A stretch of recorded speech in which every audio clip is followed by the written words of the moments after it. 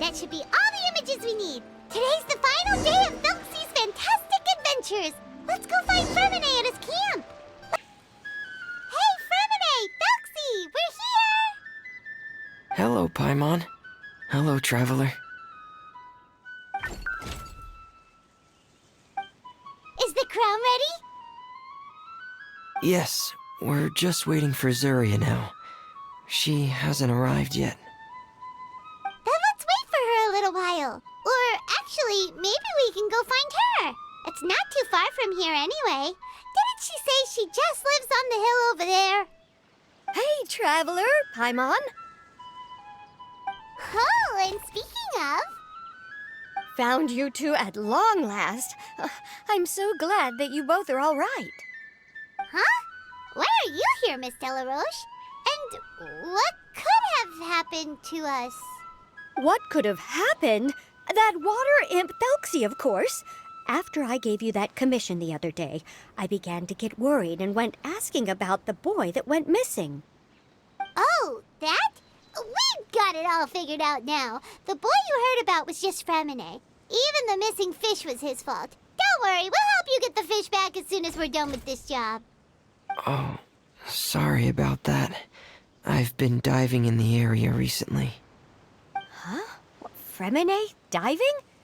No, that's not what happened at all. I've heard a completely different account.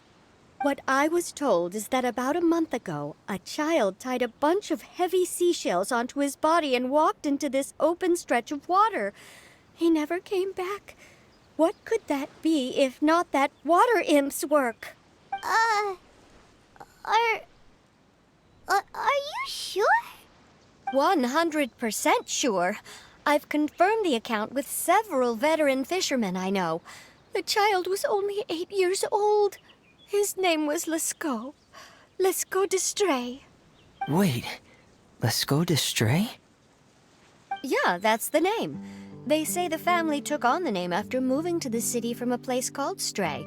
Anyway, his mother is a pretty famous art dealer, while his father passed away from an accident many years ago. Well, naturally, his mother was devastated by the incident and fell terribly ill. It's said that she left the court of Fontaine, and no one knows where she's gone. It can't be, right? Lescaut d'Estray? Zuria d'Estray? It must be some sort of a coincidence? I'm sorry, miss. We've got to go check on something right now. Oh, I see. Well, you go on ahead. I just came to make sure that you're both all right. I'll head back then. Please remember to take care.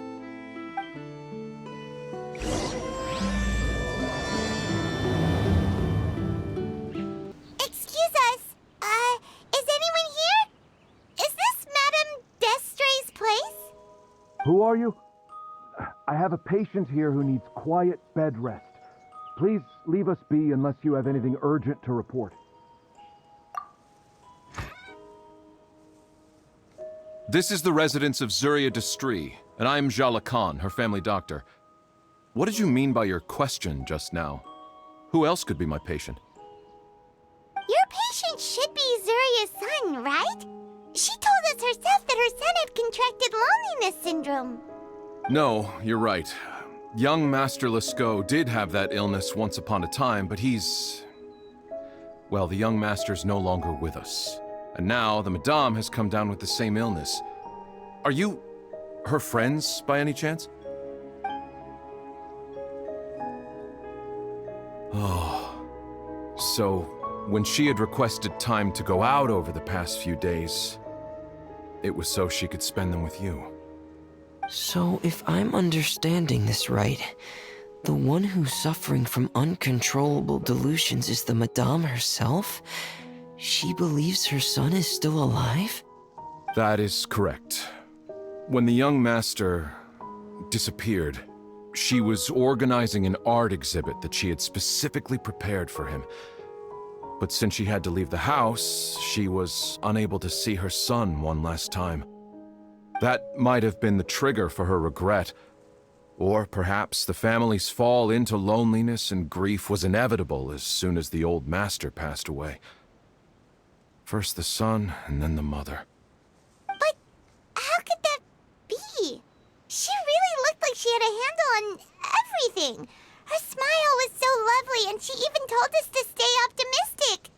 But you're saying she... Those actions are proof that she can no longer differentiate between fantasy and reality.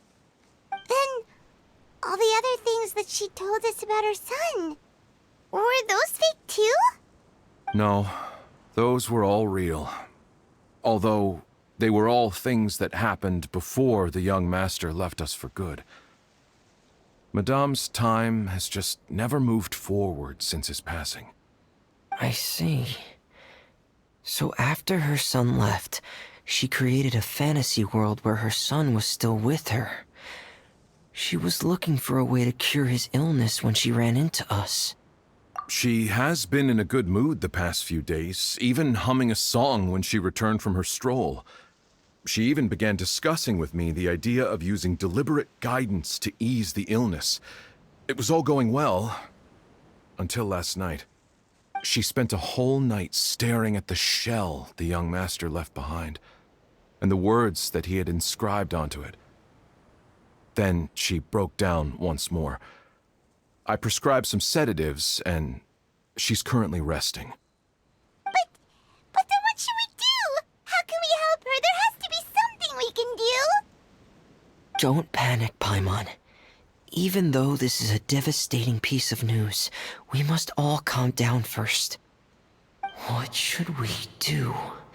I need to think.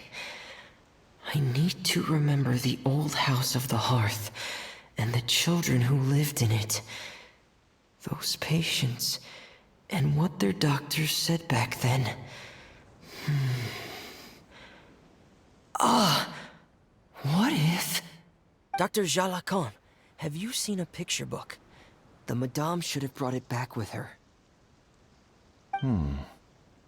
Are you thinking about trying the guidance therapy she talked to me about before? Well, it's worth a shot. I'll go get the book. Yes, this is it. That's right. If what Dr. Jalakon said was true, the past few days have been very helpful to Zuria, so we should complete this journey. We need to show her that her child has found a happy ending in the world of her dreams. But wouldn't that just make it harder for her to accept reality? One must first face reality before accepting it. The Madame has been crushed by her feelings of grief and can no longer bring herself to face reality. Our first priority would be to get her out of this state. Right. Before today, I had thought she wanted to use Thelxie's fantastic adventures to save her son. But now, I think she might need it to save herself. And if we could complete it, we should be able to give her some feeling of inspiration and closure.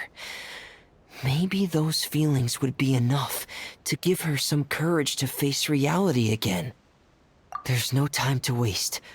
Let's set off right away. We're here again. This is the final part of Thelxie's journey, but the most important person is missing. Everyone, please don't be so down and gloomy. Remember what she told us? If we were to feel troubled, the patient would become anxious as well. You're right. Paimon needs to smile. If we have to give something to Zuria, it should be our smiles. We have to keep smiling as we finish this adventure. And then she'll be able to recover, right, everyone? Yeah, I'm sure she will. Oh! Be careful, brave adventurers! Here come the evil monsters that stole the crown! There!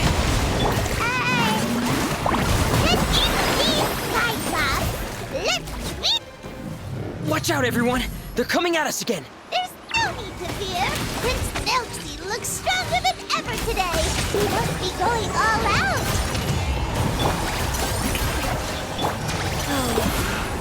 sacred name, fortune preserver.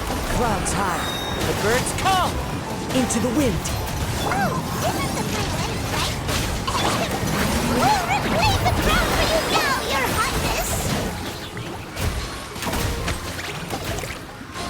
I'm sorry. I have to go. I made a promise to my friends, and I'm already very late. But, Madame, you're still... Don't try to stop me. Today's the most important day for treating Thelxie. We'll use the guidance method. Didn't you also say that you'd think it'd work? I'm not trying to stop you, Madame. It's just... Could you tell me the name of your child? Dr. Jalacan, how can you forget the name of your own patient? His name is Thelxie. He's the prince of the kingdom of water imps. We will go today to reclaim his crown and attend his coronation ceremony. I see. Madame, please rest assured, everything is still on schedule. Your friends have already departed to find... Wait, look. They've already returned. Zuria! Zuria! We've retrieved the crown! Paimon, everyone, have you really? Yes, but the coronation ceremony still hasn't taken place, because we felt like you should be the one to preside over it. Wonderful, how wonderful! Thelxie, my child, are you hearing this? Everything you lost will now come back to you, and soon, very soon, you will never be lonely again. And the last page of the picture book. It's still waiting for you to illustrate in color. Right, the picture book. But I don't know what I should put on the last page. Don't worry, Thelxie and his friends all know what should go on it. Get ready, Zuria. We'll describe everything for you. Okay. At last, Thelxie and his friends were able to drive off the final invading monsters and achieve a dashing victory. Their success was complete, and the recovered crown resplendent. The water imps, finally returning to their homes, showered the prince with love and applause as he greeted them. They once again offered their precious shells to the prince and reconstructed the rainbow bridge of old. As he watched the scene unfold, the prince could not help but be touched by its beauty. Moved by everyone's happiness, the prince stepped onto the rainbow bridge and took a good look at all the friends who had gone on the journey with him. There stood the traveler, Goddess Paimon, Fremine, and... Where's the last person? The prince looked frantically around, but could not find the person he wanted to see most. At that moment, the person suddenly appeared on the other side of the bridge. She walked towards him with a smile and slowly lifted her veil. The prince could not hold back his tears. He recognized then that the mysterious person that had been by his side the whole time was none other than his mother. Zuria walked across the bridge and placed the crown above the prince's head. She smiled down upon him as she said, "My prince, my king, you shall never, ever need to feel lonely again." That's the end of the story, Zuria. Thank you. Thank you all. I am so sorry, my child. Maman should have spent more time with you. Did you hear the story? You'll never have to feel lonely again.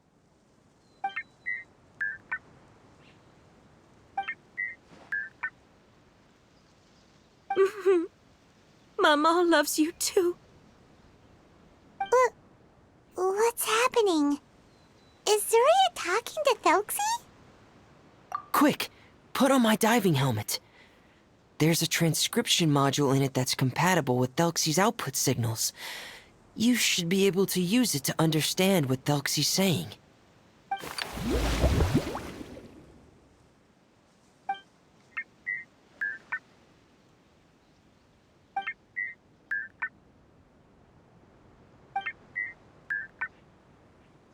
Maman. Maman loves you too. But I love you more, Maman. What? Did you see something? Maman, I'm getting a little sleepy. If it's time for bed, can you hum a lullaby to me again? Of course, my dearest child. As long as you want to hear it, Mama will always hum for you.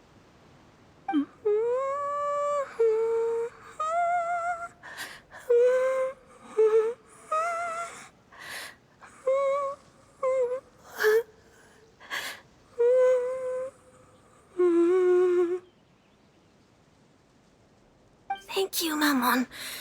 Your lullaby has always been my favorite.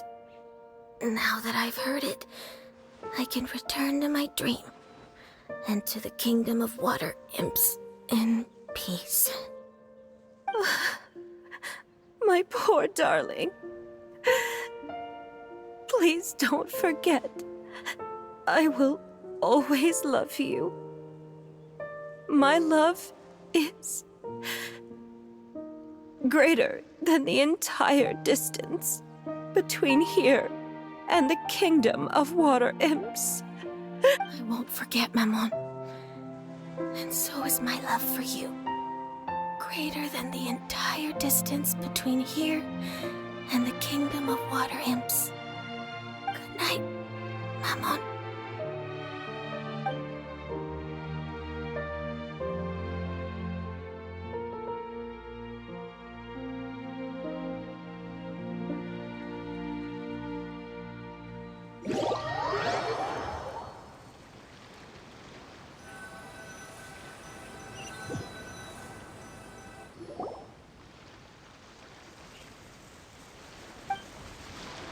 Traveler, Paimon, you're here. Fremine! Why did you call us in such a hurry? Did you hear something from Zuria? Oh, if it's not good news, Paimon doesn't want to hear it! Don't worry, it's definitely great news. The Madame came here for a visit just now with her doctor. Color has returned to her cheeks, and she sounded full of energy as well. She said she'd like to return to the court to continue hosting the art exhibit. But this time, she'll work with her doctor to exhibit some picture books related to the illness.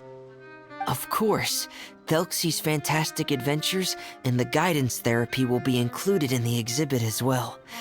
She'd like to use her experience to help others. That's wonderful! So it wasn't bad news after all. Mm-hmm. Here, please take this picture book with you. The Madame wanted you to have it. If, at some point in the future, you were to run into someone with similar troubles, she hopes the book would be of use to you. But this is her son's story, right? Is it really okay to give the book to us? Don't worry, it's just a copy. She still has the original. It's extremely important to her. Alright, then there's no problem. It feels good knowing we've contributed to something important. Paimon definitely didn't expect the fantasy adventure to be so useful. Paimon was a little worried about how everything would turn out. After all, fantasy is just fantasy. Paimon, do you know what the Madame said? She said that at the moment when she placed the crown on Thelxie's head, she felt like she really saw something beautiful. Her child had returned, and he told her that he loved her. She also said that was when she was finally able to bid farewell to her son. She felt like at that moment, she was healed by some mystical power, and she was filled with courage from head to toe. Oh, really?